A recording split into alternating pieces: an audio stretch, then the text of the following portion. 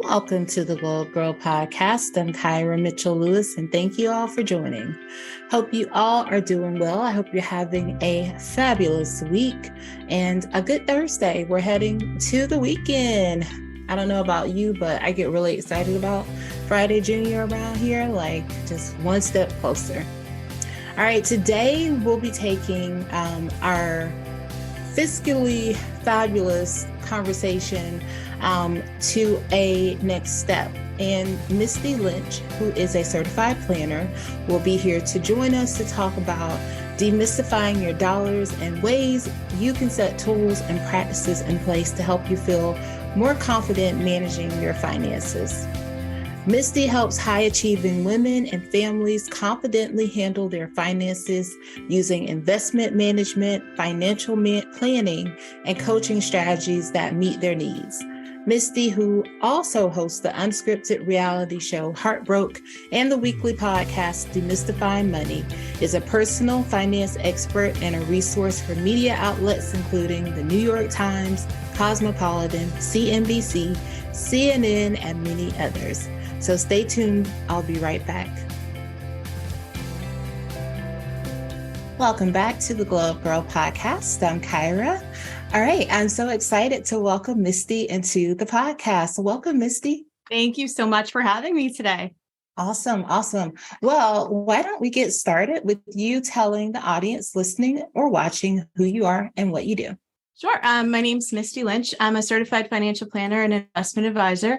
And I own Soundview Financial Advisors, which is in Walpole, Massachusetts. So I'm working with a lot of women and families, mostly entrepreneurs, who are trying to, maybe they've gotten to the point where they feel like they're making money, they're doing the things that they want to be doing, but they still feel like they don't know what they're missing. They don't know what they don't know. And they're looking to hopefully find some sort of like a strategy with their money, because most of the clients I work with are, in their, they're either, millennial or Gen X, where they have a lot of decisions to make. They have a lot of things going on in their lives. They might have aging parents, children, businesses, job changes, real estate, all sorts of things. And so they're really just looking for help to kind of figure out what's the next best thing for them to do. Yes, that is, excuse me, that is so very true.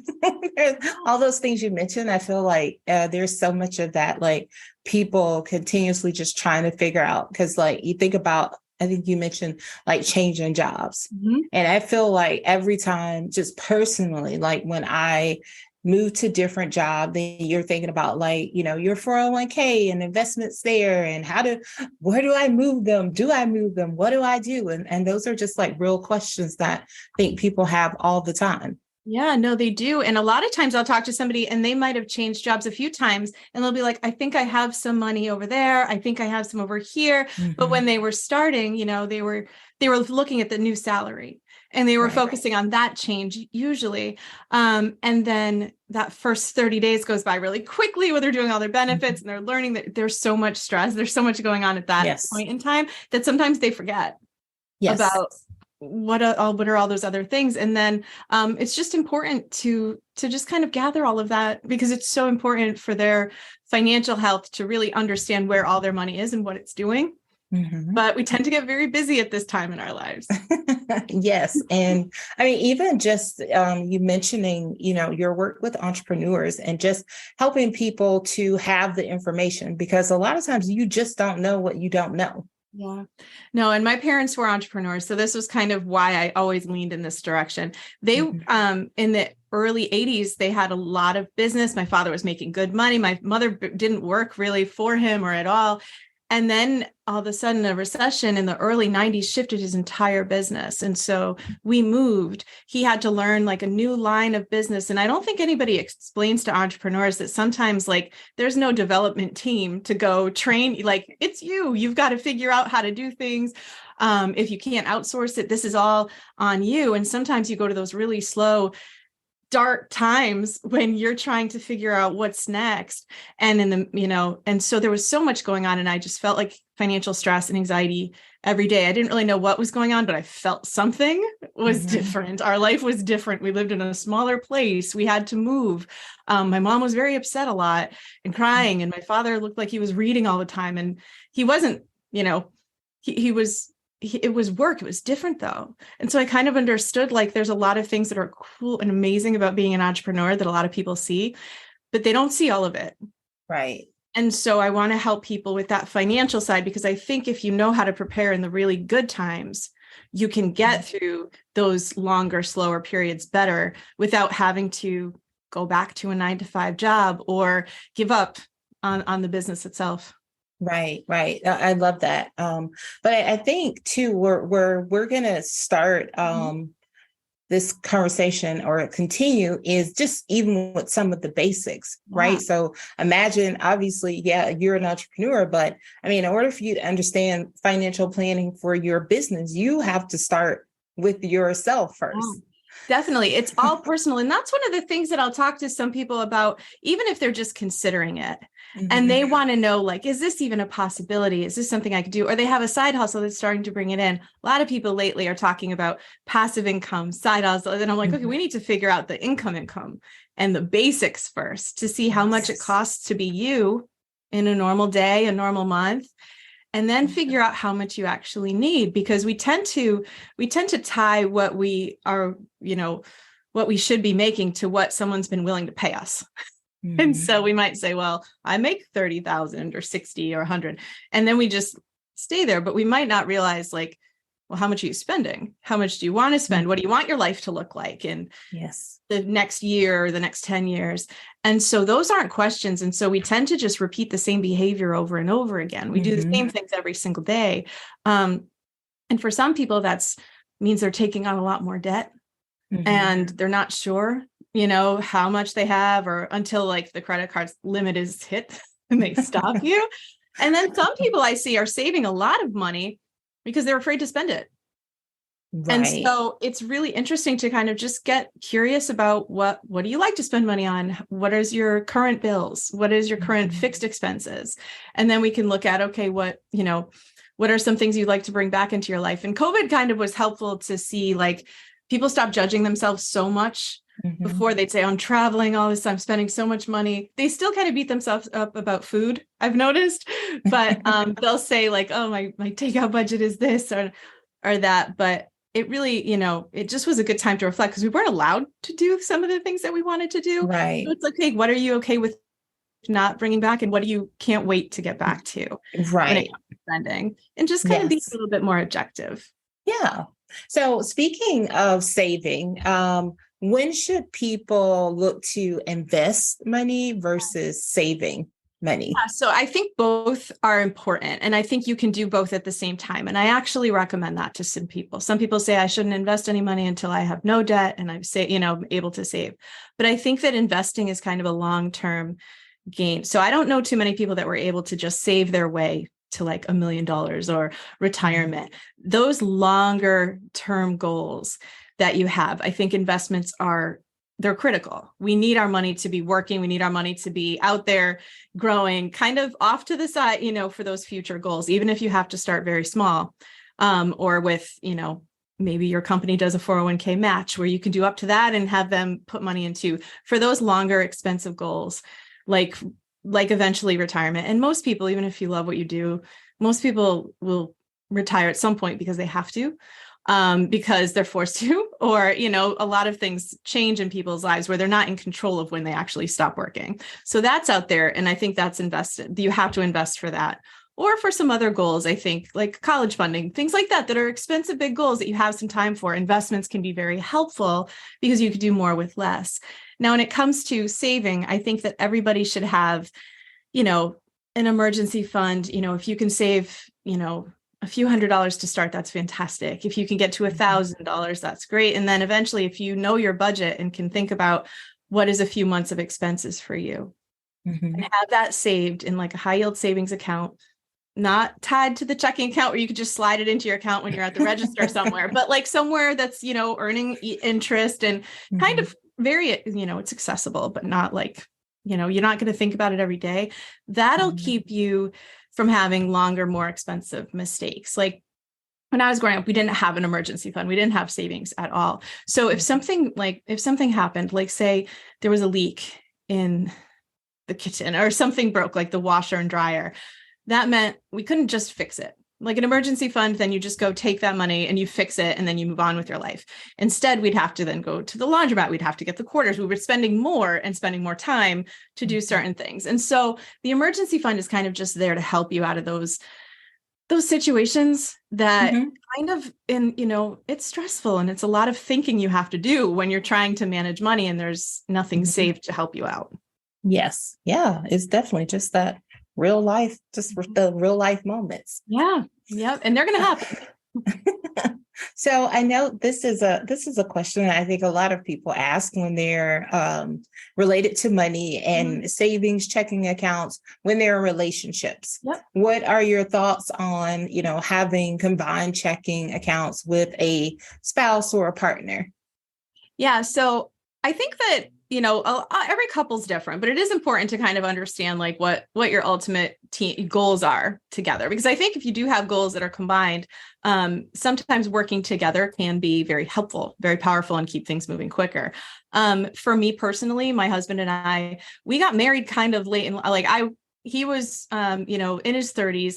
He'd managed his own money and had his own everything for a while. And I also always had my own money too. And in my case, because of the financial insecurity I was growing up with, I was very reluctant to hand everything over to anybody. I always wanted to have my own money.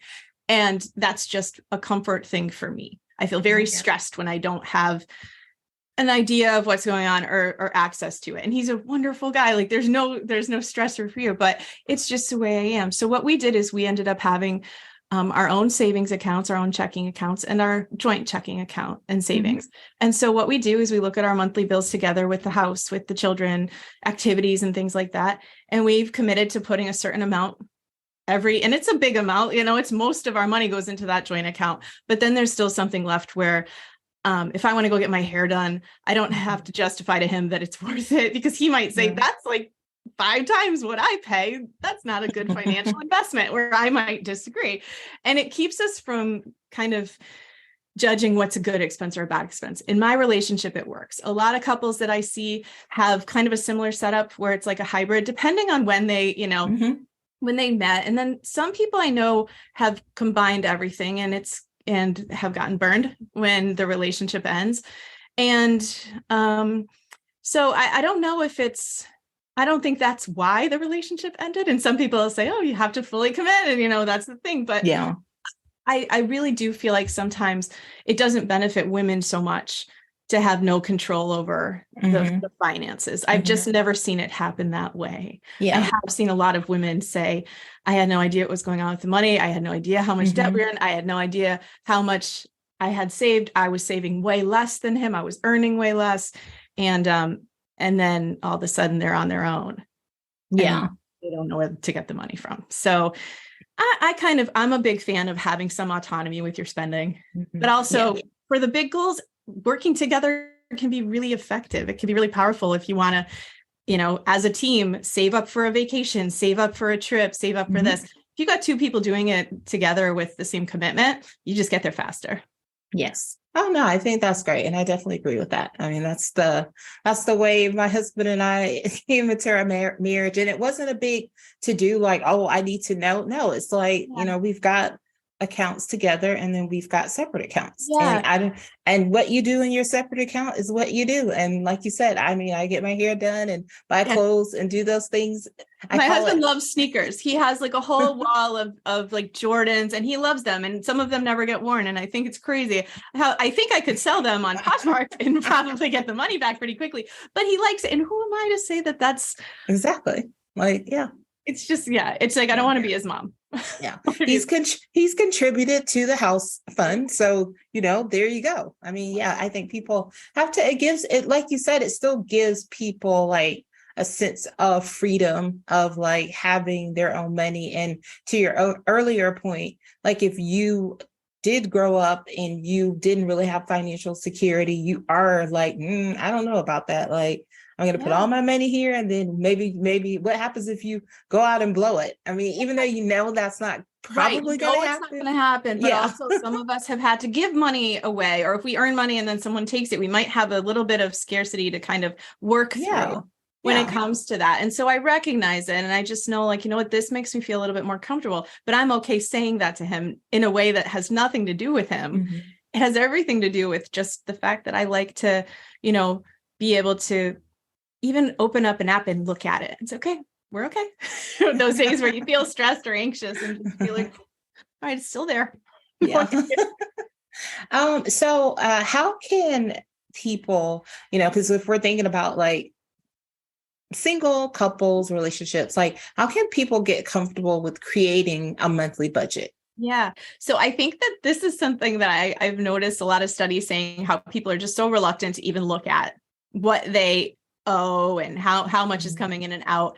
And I think that it's really helpful to do it in a way where you're not feeling ashamed or judging yourself. Maybe if it's you do it, you plan a day, like you'd plan a meeting at work where you say, this is when I'm going to take a look at, the credit card bills. I'm going to take a look at the utilities. And we have so much access to tools. We can see the statements. We can look in, like, kind of look backwards at the past month. If we look at our checking account and see, okay, what's coming in and what's going out. And there are a lot of tools now that you can use, tech to help you with it, or you could just get a piece of paper and just look and start writing this stuff down.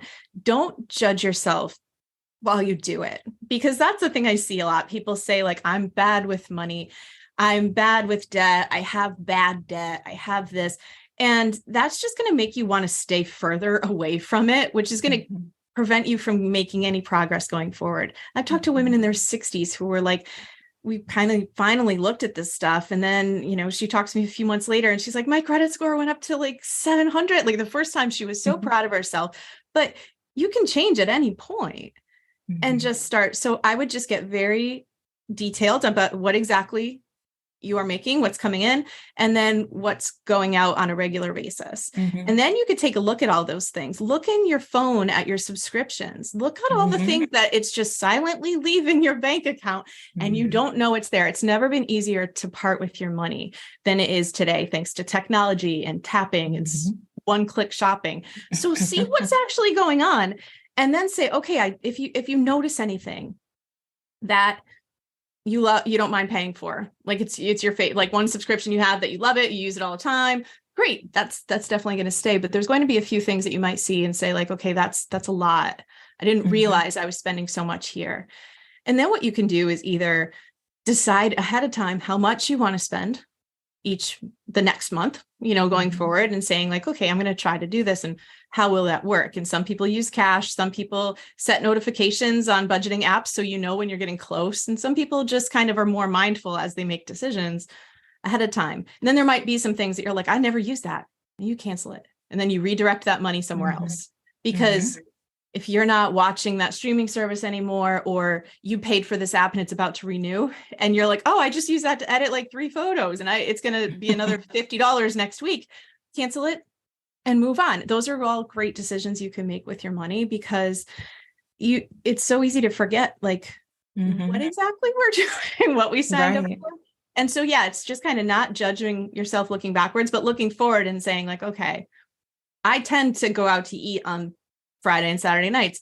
I'm going to stop buying 7 days worth of groceries because I'm throwing things away. So just kind of figuring out how much money you have to work with, and then just deciding in advance where you want it to go. And I think it can be really helpful. Some people, they look at budgeting like they're going to be put on a diet or restricted and stuff. And it's like, no, your money's going places. You're still going to spend it. It's just a matter of, like, is it going where you want? Yes, just having the information. And I agree with you. I mean, like, Google Sheets is my best friend, because I just did it. I did it because I generally was like, oh, I know what's coming in. But then after a while, you're like, no, let me see. And then I did the same exercise. Like, I went through my phone and looked at the subscriptions that I had. And I was like, oh yeah, no, I'm not going to pay. Even things that are like small things that were like, there was an app that was like $6.99 a month. But I was like, but when you look at that for a year, Yeah. I'm like, that's 12 months and that's like money I can have back. So, I just decided I canceled it because I don't Yeah. use it. No, I know. And I think a lot of times we just don't cancel things because it's like slightly inconvenient, but it's like just just doing Yeah, this one exercise, it still saves you money, which is fantastic. And even if it exactly. doesn't seem like it's a substantial amount of money, you have 3 apps like that Yes. or something like that, which most of us do. And Yeah. then that's something totally different that you could be either Mhm. investing or saving or spending on something else that's better. Yeah. I mean, yeah, saving, but like you said, putting it towards a vacation, any of Yep. those things.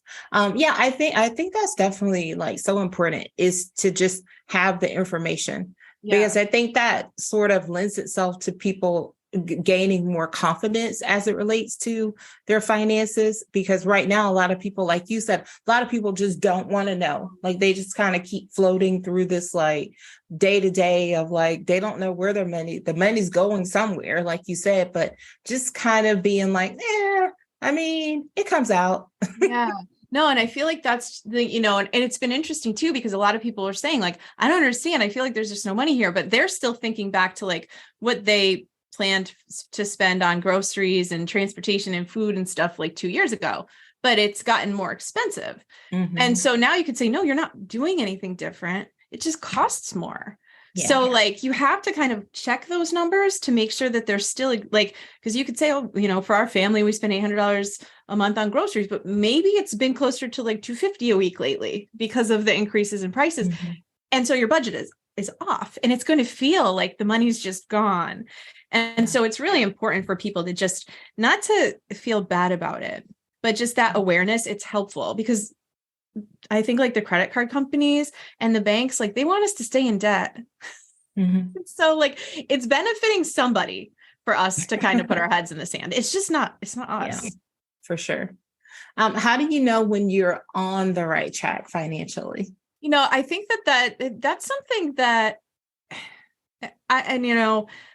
when I've seen people who have defined their goals and Mhm. they're able to actually make progress towards them, we don't really dream big enough anymore. I think there's a lot of times where I'll Mhm. ask people what their financial goals are, and they'll just tell me like they're reading the answer sheet, like retire when I'm 65, maybe buy a house someday, get out of debt. Now, these aren't things that you're going to spring out of bed and hit the pavement. Like, you're not going to be like, I am so fired up today to go, pay off my student loan in 10 years. It's just like you're going through the motions where it's like, I try to usually get clarity around like, what do you really want to do?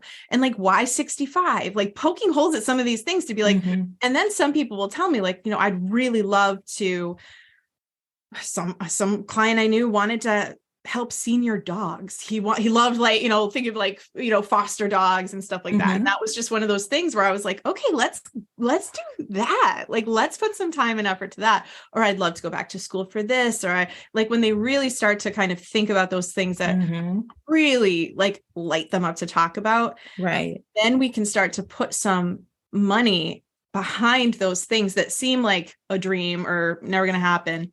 Mhm. Because then you could say like, okay, when we get here, that's when we could start doing more of this. And so I think it's like when you have a well-defined goal and you can actually do that. Like I talked to some people that are going on the dream trip that they've been thinking about for 3 years. And it's like, they already paid for the tickets. And so now they can just go enjoy it. Like that's what's nice to see with some people who Mhm. finally it clicks like, no, I can do this. I have more power and control than I think I do. I've just kind of been conditioned to think that you just get up, pay bills, Mhm. and it's supposed to hurt. It's supposed to feel terrible every day. And well, when you have money and you can, I know some people that have like one woman has like a fund to help her friends out when she can, because like she's a giver. And so it's like Mhm. when you can actually like give somebody in your family money and never want it back, or you could be more Mhm. generous. When you have more control of your money, you can be more of the things that you like to be. Yeah. Yeah. I actually really love that approach because I think then it doesn't make money and talking about finances seem like such a dreaded thing, right? Yeah. Because it's like shining a light on it's like, who do you what's your ultimate goal? And I love that, like someone having a fund to help their friends, Yeah. and to be able to be more generous and give to other people. Like, and just That's being not a able, waste of money. And that's something that they were doing in like a small scale, when they, when they put it in. I know some people that have certain charities or certain causes they support. And it's like, all right, until we can support more with our money, let's find some time that we can use, maybe that's something we do. Or maybe that's something when I talk to my clients who are closer to retirement and I ask what they're going to do the 3 weeks from now on a Monday after they retire, and they have no clue because they've spent no time planning out like what they'd want to do in their life. And then they get depressed. They feel like, that they're not sure. So it's like figuring out what those things are that they really love, and then figuring out how we can either financially put money there or build that into, part of their lifestyle. Awesome. Okay. I love that. All right. So you wrote a book, Demystifying Money.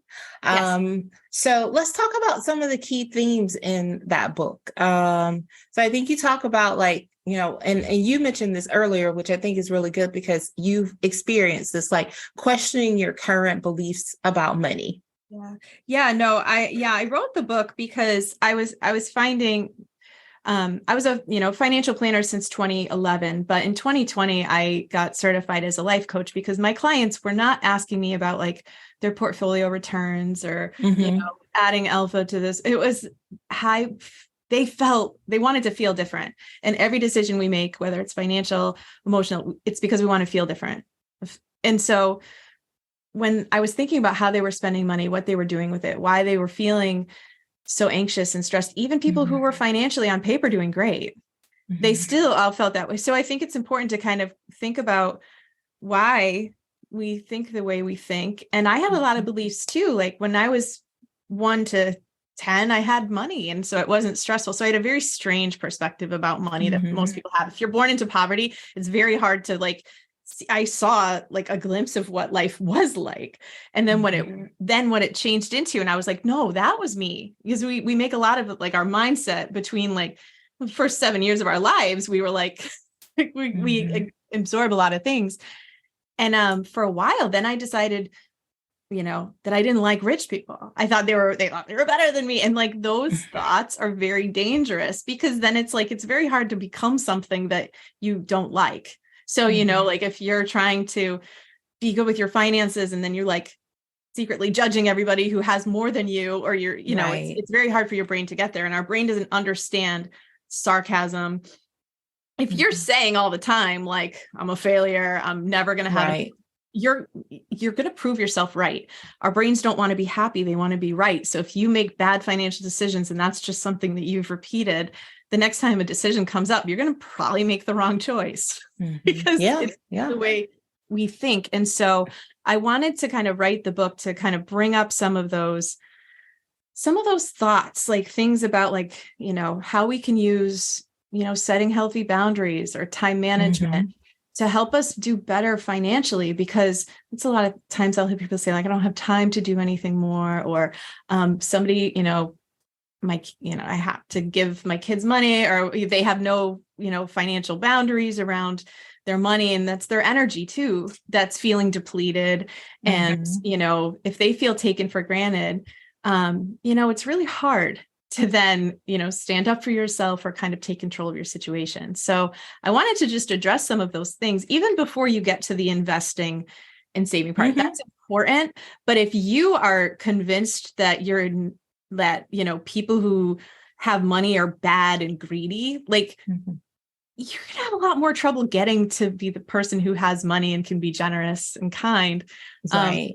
Because you might not believe that's out there. So working on cleaning up those thoughts first is number one. And like you said, too, it's if you are speaking that into existence, if you're telling yourself that, I'm never going to, obtain these things, or I can't do this because I've always been bad with money, blah, blah, blah, blah. Then, like you said, your brain is just like, oh, okay, well, that's who we are. So why don't we just be that forever? Like, that's kept us alive so far. Like our brains, we don't change much. We make a lot of, like I said, the same thoughts, same decisions every single day. And so if we like put our foot on the ground and say like, I'm done. I'm going to make these changes. We might think, oh, well, if we have to say no to a bachelorette party, we're going to have no friends. We're going to be out of the group. We're going to be, so isolated and alone. But then you could say, okay, that could be true. Or what also could be true is that, doesn't happen. And I'm still friends with people. I'm not going to die if I miss out on a certain event, but we haven't evolved that far in our minds to understand that and a lot of people are making these decisions and choices because everyone else is, and they feel like they have to, but they don't. You really don't. And a lot of times no one else wants to either. It's just well, this is how it is now. So I think really it's pretty bold and rebellious to decide to take control of your money and your mindset. And I think it's just to, I have some journal prompts in the book. I have some thoughts to, even if one of those things triggers somebody to think a little bit differently or to be like, yep, that's me, to understand you're not alone. This is really normal. Yeah. And maybe you didn't have the best examples when it came to money growing up or anybody to talk to. And it's a lot of us didn't, and that's okay, but we still have to figure it out. Yeah. And I love that. I love the approach of, just coming, looking at it from a mindset and figuring out how you can set healthy boundaries as it relates to these things and how you spend your time and money and just your thoughts, right? Like you said, it's just, I never have even thought about it in the sense of what you said about the bachelorette party. Yeah. If I'm not able to go, I may lose friends. So of course, then you're going to do everything and probably add more debt in a place where you don't have a way to pay it just so that you can go.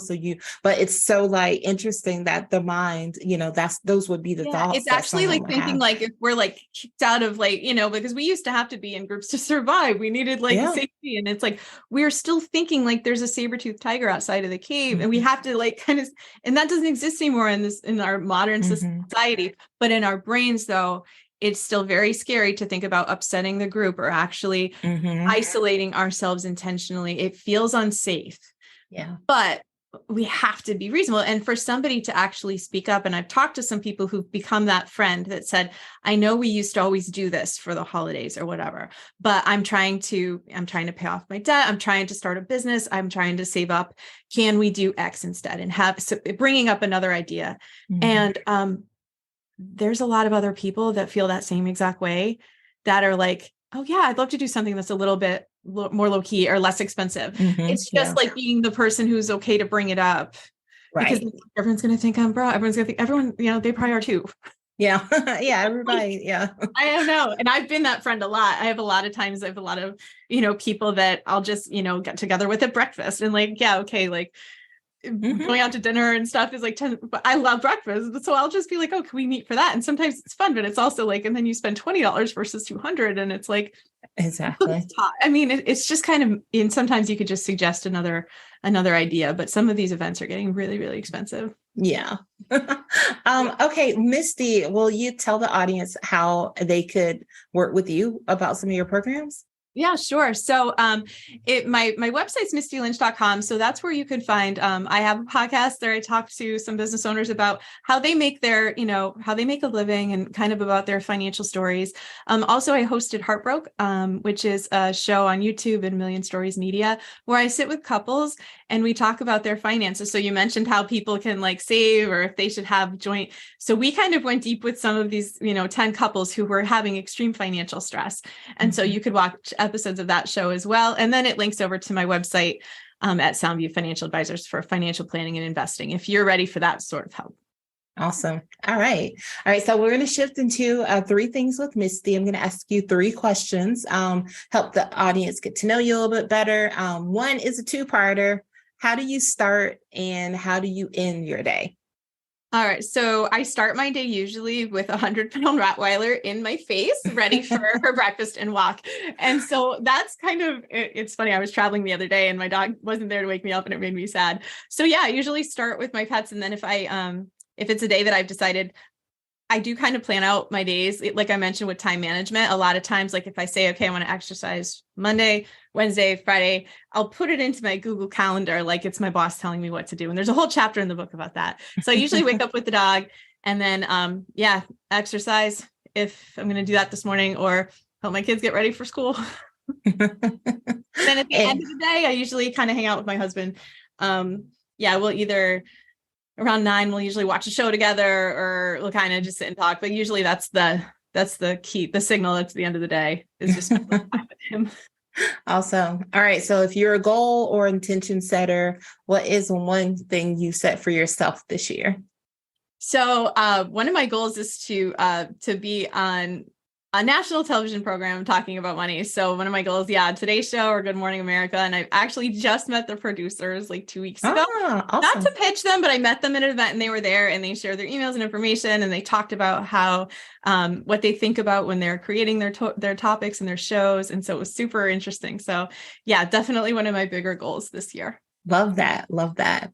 And the last one is, what does a day off look like for you? So a day off for me is usually, I like to read. I like to just kind of do something fun with my kids if I can. Since I do really like to schedule my time and know what I'm going to do on my days off, I kind of like to just wing it and go, maybe go on an adventure or do something small, even if it's taking the kids to the library or playing sports with them outside. I like to just kind of really relax on those days. And the most challenging thing I want to do is a Sudoku puzzle. I don't even like that song. Right. I love that. Okay. So before I let you go, what are 3 things you'd like for the audience to take away from this conversation today? So 1, I'd like you to get organized with your money. Take a look at where you stand today. And because if you decide to start to figure it out today, it's the best time to do it, where you're at right now, not 30. And then you can make better decisions when it comes to income, jobs, what you want to spend. Take that pen and paper out or the Google sheet and figure where you're at. Mm-hmm. Second would be to question some of those thoughts you have about money. When they pop into your head, instead of just believing that they're facts, I want you to slow down and think, why did I think that thought? Why am I saying that to myself? And really start to not in a guilty or shameful way, just in a curious way, be like, why do I think that? Why did I, when I saw somebody in a fancy dress at the Met Gala, what do I actually think about people and why? And just be a little bit more onto your brain when you say those negative things about yourself, because it's not helpful. Mm-hmm. And there's a better way. Even if you're at the worst financial spot in your life, there is still a better way to not, to kick yourself when you're down and to get better. And then another thing that I think people should think about is starting to invest. Maybe if they thought that was not something for them, or they don't think that they're a person who understands it, there's tons of information, and you could read some of the blogs that I've written, or even the book with some basic ideas about why planning for future you is hard, because it's very hard to picture ourselves 50 years from now. But maybe you could think about a favorite relative of yours who's older, that and think about the financial decisions that you would have wanted to make for her, if that was you. And then think about starting, even if you don't have a lot to start with, or even if you can only, open an account. It's never been easier to start investing, or been able to do it with as little as $25, with a much lower amount than you used to have to be able to have a seat at the table investing. So that's definitely something I want them to start. Awesome. Well, thank you so much, Misty, for this conversation today. Talking finances is never comfortable for most people, but I think this conversation definitely helps people to feel like I can do it too. Yeah. And then I think if it gets, if it's hard at first, anything else, the more frequently you do it, the less uncomfortable it feels. So if you are the person in your life that starts talking about money a little bit more openly and honestly, then you might inspire other people to do the same. Yes. Awesome. Great. Well, thank you so much for joining the show. Stay tuned, everyone. I'll be right back. Welcome back to the Glow Up Girl podcast. I'm Kyra. Thanks again to Misty for joining the show today. If you want to learn more about her or the services she offers, check out the links in the show notes. If you'd like to learn more about Glow Up Girl, visit us at glowupgirl.com. You can check out past podcast episodes, and you can sign up to be a guest on the show, grab our social links, and so much more. Be sure to check out our career-focused podcast episodes as well. It's where I share my personal experience through my career journey. If you're listening on a platform where you can leave a review, I would love for you to do so. Before I go, I'd like to thank you all for taking time out of your busy schedules to join in and listen today. So until next time, stay focused, fab, and glow up. Take care, everyone.